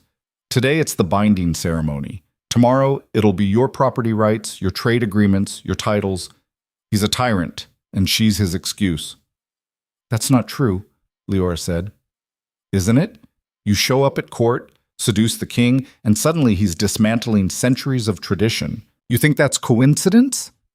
The crowd was muttering again, the anger rekindling. Kael's hand went to his sword. "Lord Varen, you're spreading sedition." "I'm speaking the truth." Varen turned to the crowd. "The king has been compromised. He's unfit to rule. And until he's removed, none of you are safe." "You want me removed?" Kyle's voice went dangerously quiet. Then challenge me, formally, right here. The plaza went dead silent. Varen smiled. You'd like that, wouldn't you? Give you an excuse to kill me like you killed Halvern's men. Halvern tried to murder someone in front of the council. His men attacked royal property. What would you have me do? Show restraint. Show mercy. Show that you're fit to wear the crown. Kyle took a step forward, and Liora saw the rage in his posture, the barely controlled violence. He was going to do something stupid, something that would prove Varen's point. She moved before she could think it through. I challenge you, she said. Everyone turned to look at her. What? Varen blinked. I challenge you, trial by combat, right here, right now. Leora's voice was steady, even though her heart was trying to break through her ribs. You claim I'm manipulating the king, that I'm destroying the kingdom for personal gain. Prove it. Fight me. You're insane. I'm giving you what you want, a chance to stop me, unless you're afraid. Varen's expression twisted. I'm not fighting a girl. Why not? You're perfectly happy to send mobs to do it for you. Or maybe you don't actually believe what you're saying. Maybe you're just another coward hiding behind other people's anger. The crowd was watching Varen now, waiting. If he refused, he'd look weak. If he accepted, he'd be legitimizing her challenge, admitting the fight was real. Fine, he said finally. But not here. The arena. Tomorrow at dawn. Winner takes all. Agreed. Kale grabbed her arm the moment Varen walked away. What are you doing? Giving them a show. It's what they want. He'll kill you. Maybe. But if I don't fight, this doesn't end. They need to see someone stand up for what we did. Someone they can't dismiss as the king's puppet. I won't let you. It's not your decision. She pulled free. I already made it. The crowd was dispersing now, the energy broken. Some headed home. Others stayed to watch the temple burn. Kael's guards moved in to secure the area, but the damage was done. As they walked back to the palace, Ivy fell into step beside Liora. You know he's a trained duelist, right? She said quietly. Varen. He's fought in 12 honor duels and won every one. I know. And you're still hurt from the ride north. Your ribs are barely healed. I know that too. So this is a suicide mission? No, Liora said. It's a necessity. Back at the palace, Kael tried 3 more times to talk her out of it. When that didn't work, he tried ordering her not to fight. When that failed, he just stood in his study and glared at her like she was the most frustrating thing he'd ever encountered.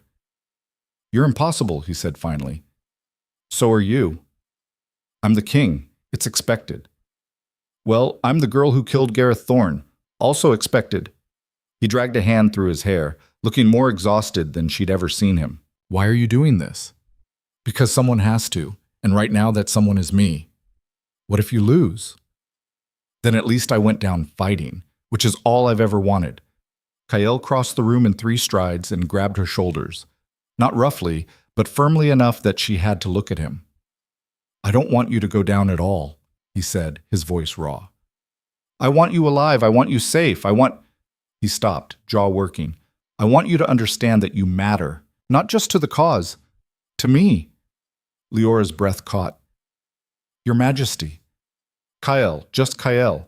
When it's the 2 of us, just use my name. Kael, she tried, and it felt strange and intimate and right. I have to do this. I know.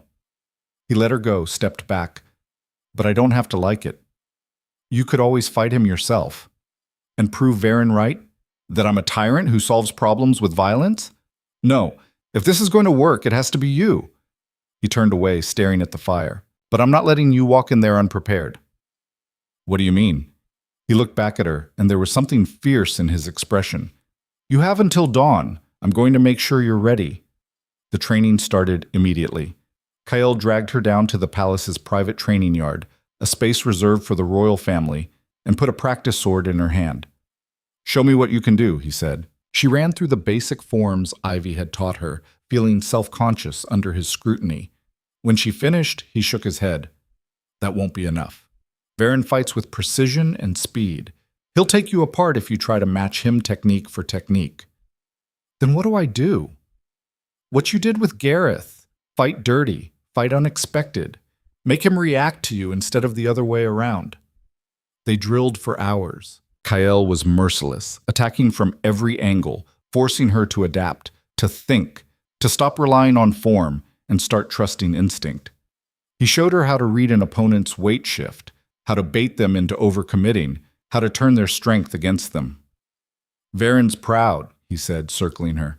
He won't expect you to fight smart. Use that. How? Make him angry. Make him careless, then exploit the opening. By the time they stopped, it was past midnight. Liora was covered in sweat and bruises, barely able to stand. Get some rest, Kyle said. You'll need it. She nodded, too tired to argue, and headed for her chambers. But she only made it halfway before her legs gave out, and she had to sit down on a bench in an empty corridor. That's where Ivy found her.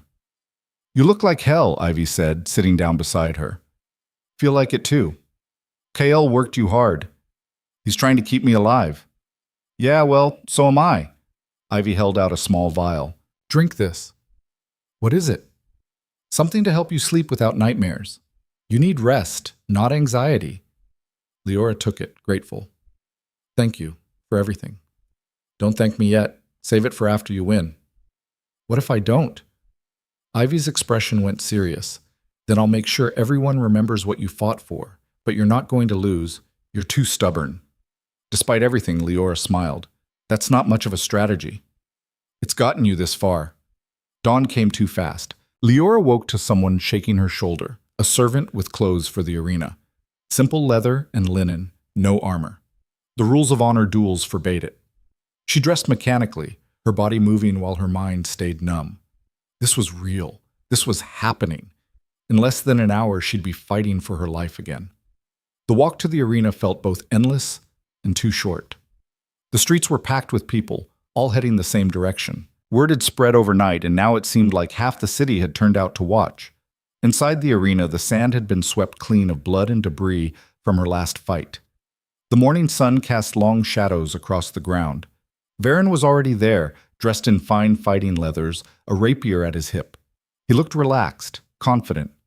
A man who'd done this before and knew exactly how it would end. The herald announced them. Trial by combat. Liora Vance, champion of reform, versus Lord Caster Varen, defender of tradition.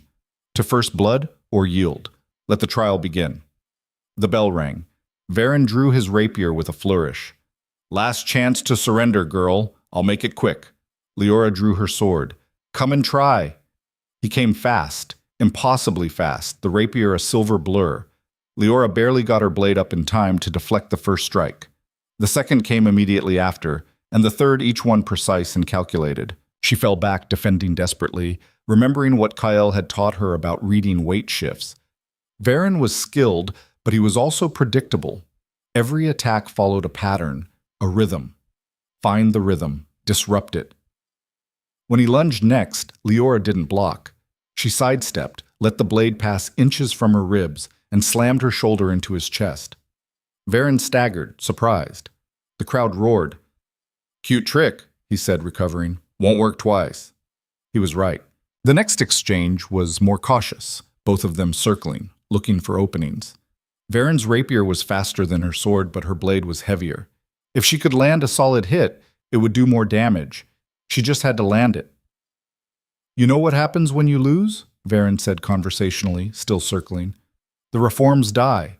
The old families take back control. Everything you fought for gets buried. Talking during a fight? Liora shot back. Worried you're losing? His face darkened. I'm going to enjoy this. He attacked again, faster now, angry. Exactly what Kyle had said would happen. Angry people make mistakes. Liora waited for it, the moment when Varen overcommitted, put too much weight behind a thrust. When it came, she deflected the blade down into the side, stepped inside his guard, and drove her knee into his stomach. Varen gasped, doubled over. Liora's sword came up under his chin, stopped a hair's breadth from drawing blood. Yield, she said. The arena went silent. Varen stared at her, face red with rage and humiliation. His hand twitched toward a dagger at his belt. Don't, Liora said quietly. You've lost. Accept it. For a long moment, she thought he'd try anyway, thought she'd have to actually hurt him. Then he dropped his rapier. I yield, he said through clenched teeth. The crowd exploded. Liora stepped back, lowering her sword, barely believing it was over. She'd won. Again. Against all odds, she'd won. The herald's voice rang out. The trial is decided. Liora Vance is victorious. Baron was already walking away, his shoulders tight with anger, but he was walking, not being carried. That was something. Liora looked up at the royal box and found Kale standing, his expression caught somewhere between relief and something more complicated. Their eyes met across the distance, and he nodded once. Acknowledgement, respect. Maybe more than that. As she left the arena, people pressed close, some cheering, others shouting questions. The guards pushed them back, but their voices followed her all the way out. She won again! 2 trials, 2 victories. Maybe she's right about the ceremony. Back at the palace, Kael was waiting in the courtyard. He didn't say anything, just pulled her into a fierce hug that drove the air from her lungs. You're insane, he said into her hair. You keep saying that. Because it keeps being true. He pulled back, hands on her shoulders. But you were right. That was what we needed. We still have work to do. I know. But right now we have momentum. The crowd saw you win fairly. They saw Varen lose with honor. It changes the narrative. Over the next few days, that proved true. The violence stopped. The mobs dispersed. People started actually reading the reform documents instead of just reacting to rumors. And slowly, grudgingly, the old families started to accept that the world had changed. Halvern was tried and sentenced to exile. 3 other lords who'd participated in the conspiracy lost their titles. The temple was placed under new leadership, a council of clerics chosen by lottery rather than appointment. And the binding ceremony was replaced with something simpler. People could still have their unions blessed if they wanted, but the choice was theirs. No magic, no coercion, just 2 people deciding to build a life together. It wasn't perfect. There were still complaints, still resistance from those who'd benefited from the old system. But it was better. 3 weeks after the second trial, Liora was walking through the palace gardens when she found Kael sitting on a stone bench, staring at nothing. You look tired, she said. I am tired. Running a kingdom turns out to be exhausting. He glanced at her. Sit?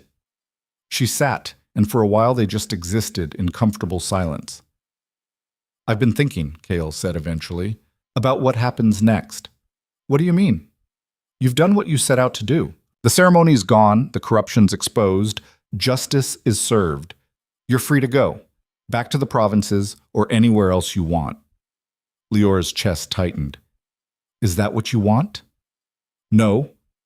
The word came out rough, unguarded. But it's not about what I want. It's about what you deserve. You didn't sign up for palace life, for politics and danger and being the face of reform. Neither did you. You inherited it. That's different. Is it? She turned to face him. You said once that you were as trapped by the system as anyone. Maybe we're both still figuring out what freedom looks like. Kael was quiet for a moment. Then, would you stay if I asked? Why would you ask? Because somewhere between watching you nearly die in the arena and arguing with you in council meetings and seeing you stand up to an angry mob, I stopped thinking of you as just an ally. He looked at her, and his eyes were storm gray and unguarded. You matter to me, Liora, more than I probably should admit. Her heart was hammering. I'm nobody. A girl from the provinces with no title, no family name. You're the woman who changed a kingdom. You're stubborn and brave, and you see through every lie people tell. You're not nobody. The court will hate it. The court can learn to live with it, or they can leave. I don't particularly care which. Liora felt something warm unfurl in her chest, something that felt like hope and possibility, and the beginning of something she couldn't quite name yet. I'll stay, she said. But not because you're the king, because you're you. Kael smiled, a real smile, open and unguarded. That works for me. He reached for her hand and she let him take it, their fingers intertwining in the space between them. Around them, the garden bloomed in the summer heat, and somewhere in the city beyond the palace walls, people were starting to build new lives on foundations they'd chosen themselves. The old world was breaking. The new one was still being written. And for the first time since this all began, Liora thought maybe, just maybe, they'd actually pull it off. They'd actually pull it off. Or so Liora thought, until the assassination attempt 3 days later. She was walking through the market district with Ivy. No guards because she'd insisted she didn't need them. When the knife came spinning out of the crowd, it would have buried itself in her spine if Ivy hadn't yanked her sideways at the last second. The blade clattered against the cobblestones and chaos erupted. People screamed and scattered. Ivy had her sword out in seconds, scanning the crowd for the attacker, but whoever had thrown it was already gone. "We're leaving," Ivy said, gripping Leora's arm. "Now." Back at the palace, Kael was pacing his study like a caged animal when they burst in. "Someone tried to kill her," Ivy said without preamble. Kael's expression went cold and dangerous. "Who?" "Didn't see them. Could be anyone. Halvern's loyalists, Varen's family, some random person who blames her for their problems." "It doesn't matter who," Liora said, still shaking slightly. "What matters is they're not going to stop. As long as I'm the face of the reforms, I'm a target."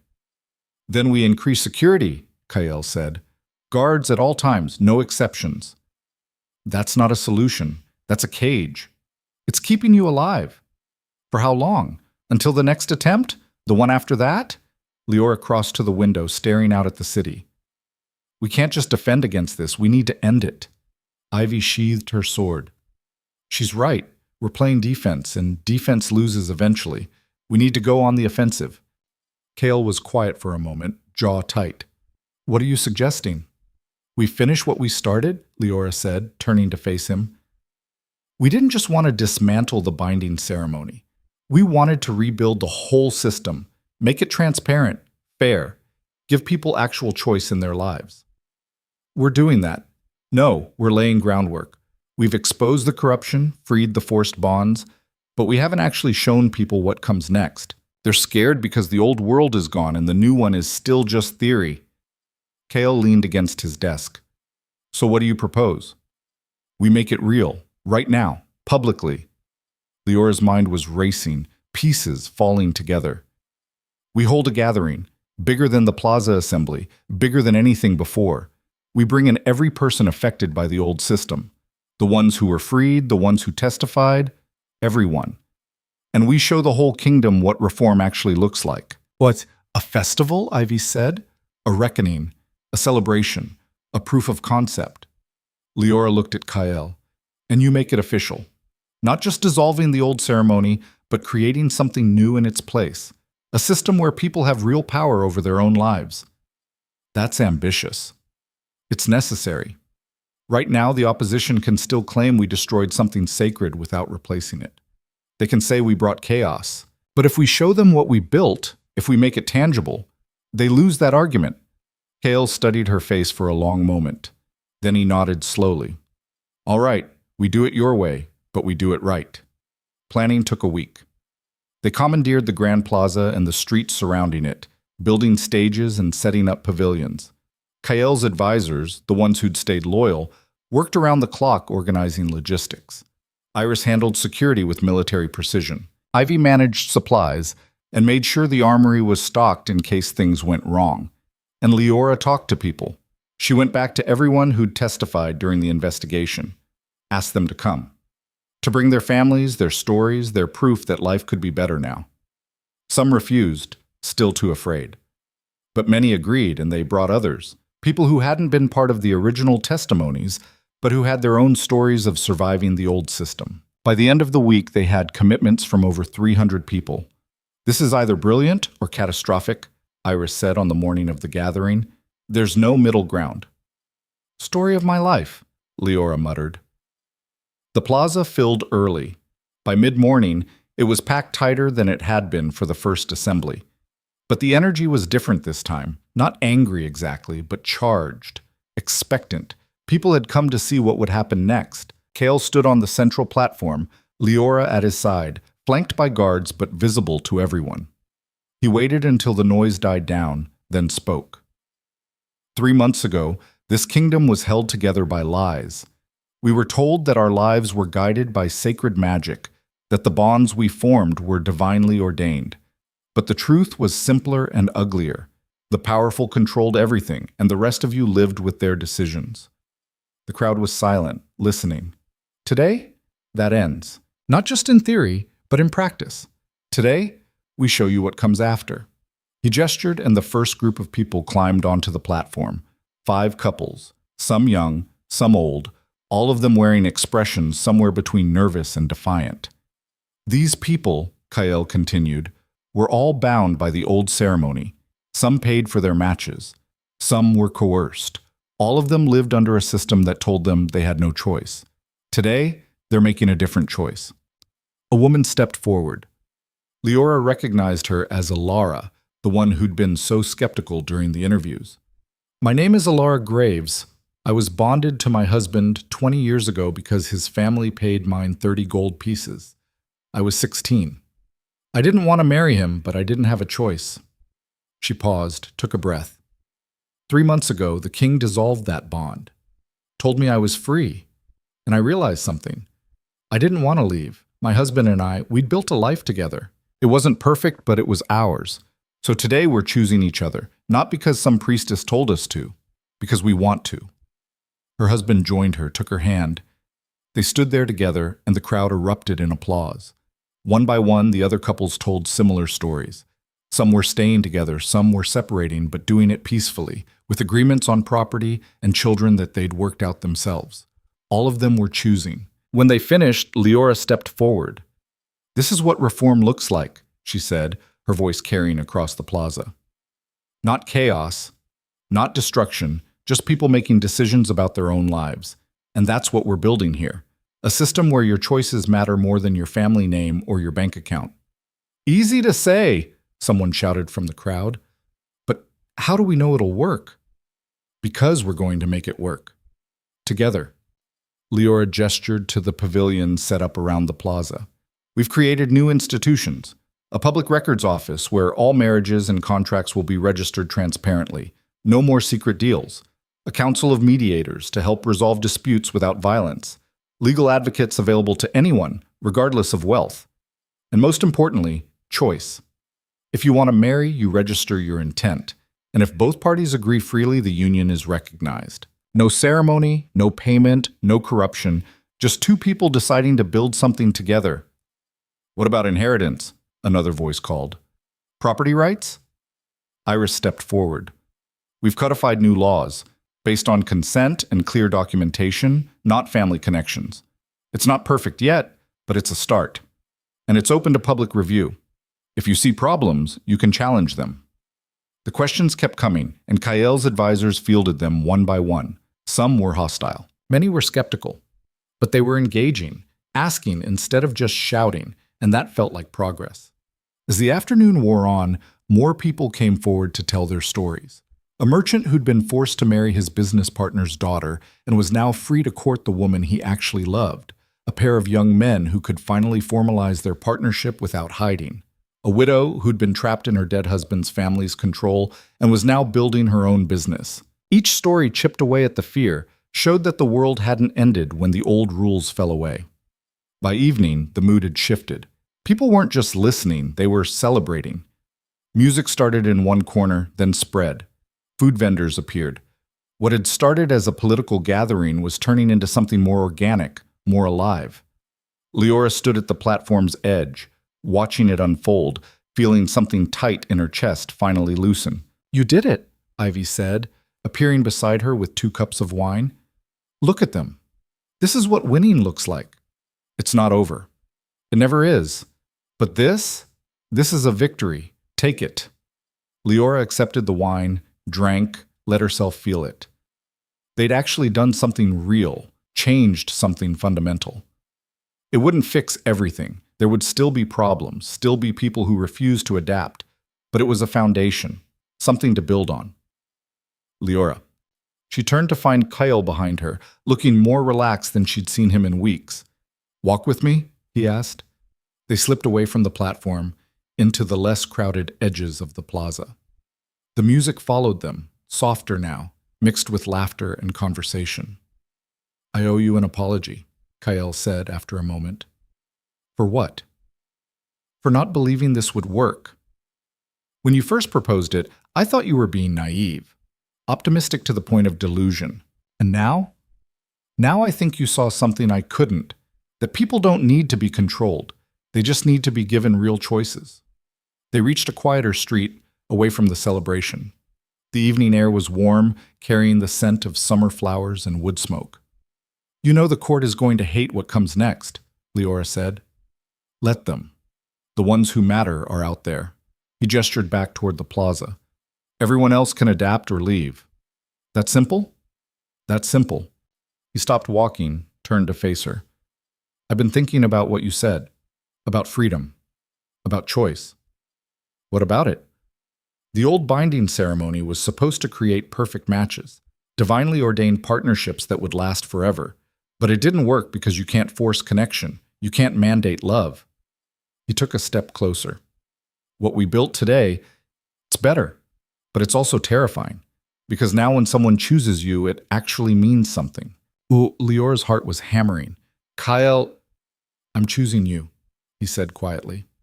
"Not because some ceremony told me to. Not because it's politically convenient. Because somewhere between watching you fight for your life and rebuilding a kingdom together, I stopped being able to imagine doing this without you." "I'm nobody," she said, but the words came out weak.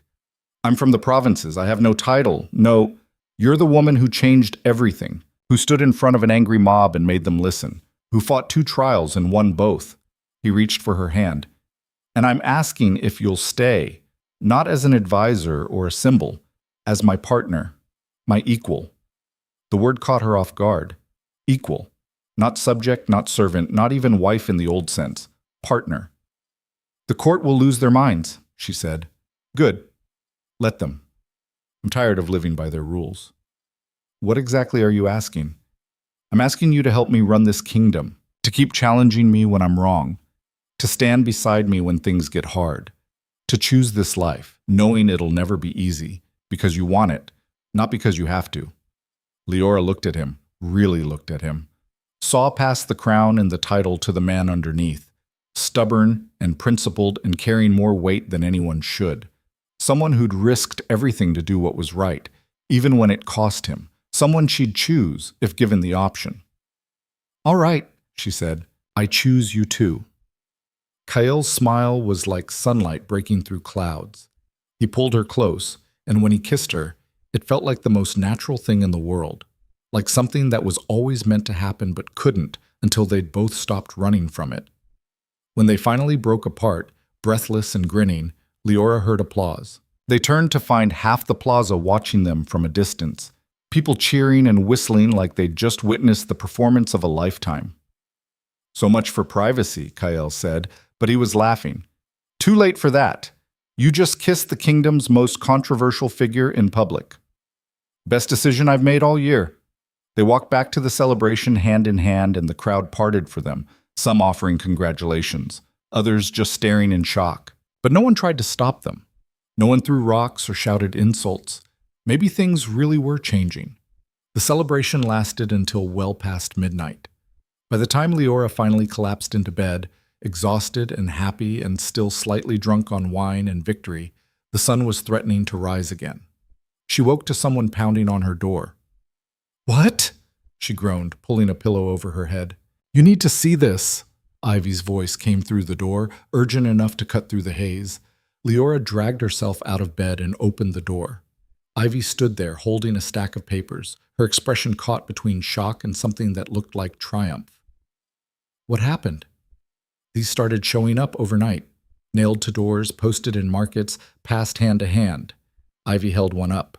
It was a crude broadsheet, hastily printed, with a headline that read, "We choose freedom." "What is it?" "A manifesto.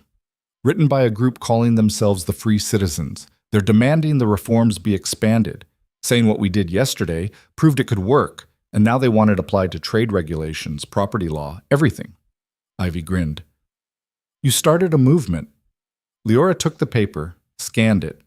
The writing was rough but passionate, calling for an end to inherited privilege, for merit-based advancement, for transparency in government. It was radical. It was dangerous. It was exactly what they'd been fighting for. "This is going to cause problems," she said. "Oh, definitely, but the good kind." Over the next few weeks, the movement grew. More groups formed, each with their own demands and proposals. Some were reasonable, others were extreme, but all of them shared one thing: They wanted a voice in how the kingdom was run. Kyle handled it better than Liora expected. Instead of cracking down, he opened channels for dialogue, created forums where citizens could present grievances, started reforming the council to include representatives from merchant guilds, farming collectives, even the craftspeople who'd never had political power before. It was messy. There were arguments and setbacks and moments when it felt like everything might fall apart. But slowly, incrementally, the kingdom was transforming into something new. 2 months after the gathering, Kyle made it official. He stood before a packed council chamber, now twice as large and 3 times as loud as it used to be, and announced his intention to formalize his partnership with Liora. "This won't be a traditional royal marriage," he said. "There will be no ceremony binding us by magic or tradition.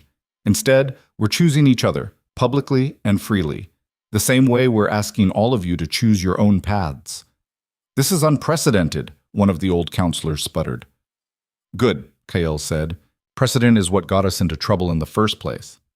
"What about heirs? Succession?" "We'll figure it out, together, with input from the people who'll actually be affected by the decision." The chamber erupted into debate, but Kyle just took Liora's hand and led her out, leaving them to argue among themselves. "That went well," she said dryly. "They'll adapt, or they won't. Either way, we're done asking permission." That evening, they held a small gathering in the palace gardens. Not a ceremony, they'd made that clear, just an acknowledgement. Ivy was there, and Iris, and a handful of others who'd been with them from the beginning. "Shouldn't there be vows or something?" Ivy asked, slightly drunk and looking amused. "No vows," Liora said. "Just a choice, renewed every day." "That's actually beautiful," Iris said. "Impractical, but beautiful." "Story of our lives," Kyle murmured, and Liora laughed because it was true. As the celebration wound down and people drifted away, Liora found herself standing at the garden's edge, looking out at the city. Lights twinkled in the distance, signs of life and activity and people building their futures. Kale joined her, wrapped an arm around her waist. "Thinking about something?" he asked. "About how far we've come. 3 months ago, I was getting dragged into a ceremony that should have destroyed my life. Now I'm here, with you, rebuilding a kingdom. Any regrets?" She thought about it, about the fear and the violence and the near-death experiences, about everything she'd lost and everything she'd gained. "No," she said finally. "Not one." "Good, because I have plans for you." "Oh?" "We're barely started. There are still laws to reform, systems to rebuild, people to convince. It's going to take years." "Sounds exhausting." "Probably." He pulled her closer. "But at least we're choosing it." Liora leaned into him, feeling the solid warmth of his presence, the steady beat of his heart. They'd torn down an empire built on lies and started building something better in its place. It wasn't perfect. It would never be perfect. But it was real, and it was theirs, and that was enough. In the distance, the city continued its transformation. New businesses opened where old families had monopolized trade. People moved freely, pursuing opportunities they'd never had access to before. Arguments broke out in public squares, loud, messy, democratic arguments about how things should work. It was chaotic. It was beautiful. It was freedom. And standing there in the garden with Kyle's arm around her and the future spreading out ahead of them like an unwritten story, Liora finally understood what they'd accomplished. They hadn't just broken the chains that bound them. They'd shown an entire kingdom how to forge their own keys. The old world was dead. The new one was still being born. And for the first time in Valdris's 300-year history, the people writing its future were the ones who'd have to live in it. That night, as Liora lay in bed staring at the ceiling, she thought about the girl she'd been 3 months ago, terrified and trapped and certain she'd die before she'd submit. She'd been willing to die fighting. Instead, she'd learned to live choosing. And that, she thought, as sleep finally claimed her, made all the difference. The kingdom would face more challenges. There would be resistance from those who mourned the old ways, complications from building a system without precedent, mistakes made in good faith that would have to be corrected. But they'd face it together. Not because fate demanded it, not because tradition required it, because they chose to. And in the end, that was the only bond that mattered.